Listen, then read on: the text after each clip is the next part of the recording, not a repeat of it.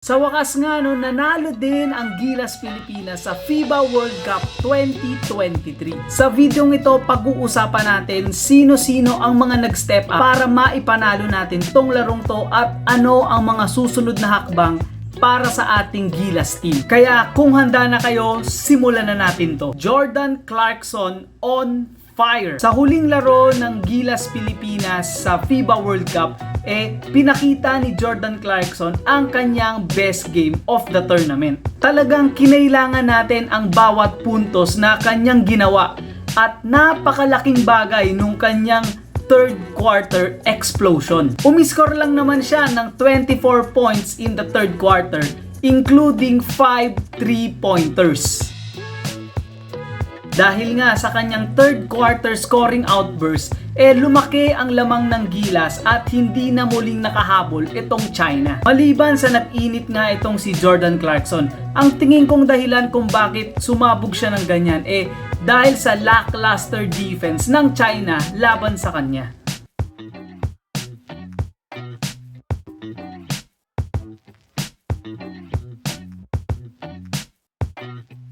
Kung ganito lang sana yung mga pinakita niyang performance laban sa Dominican Republic, South Sudan at Angola, nasa mas maganda sana tayong posisyon. Pero nevertheless, a win is a win and grabe yung pinakitang scoring display ni Jordan Clarkson. Dahil din sa performance niya, tinulungan niya tayong makamit ang ating unang panalo sa world stage since 2014 nung tinalo natin ang Senegal. Nag-step up ang locals. Maliban kay Jordan Clarkson, syempre hindi magpapahuli itong locals natin. Kakaiba yung energy na dinala nila dito sa larong ito at para bang ayaw nilang matalo at gustong-gusto nilang bigyan ng panalo ang Pilipinas sa larong ito. As usual, maganda na naman ang performance nitong si Dwight Ramos.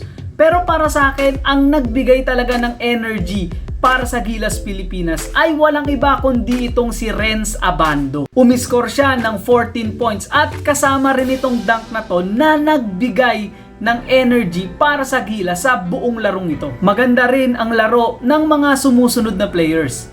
Junmar Fajardo, AJ Edu, RR Pogoy at ito ngang si Kai Soto na tingin ko breakout game na to para sa Gilas Pilipinas.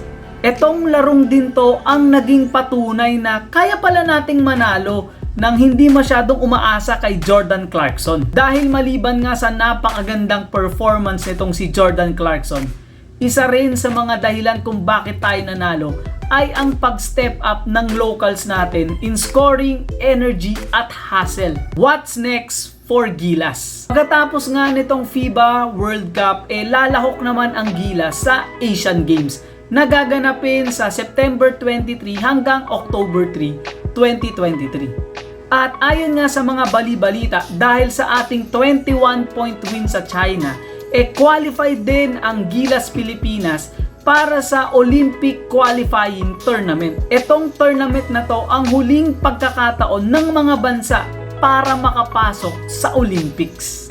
Aaminin ko na sa inyo, hindi magiging madali ang tatahaking daan ng Gilas sa Olympic Qualifying Tournament.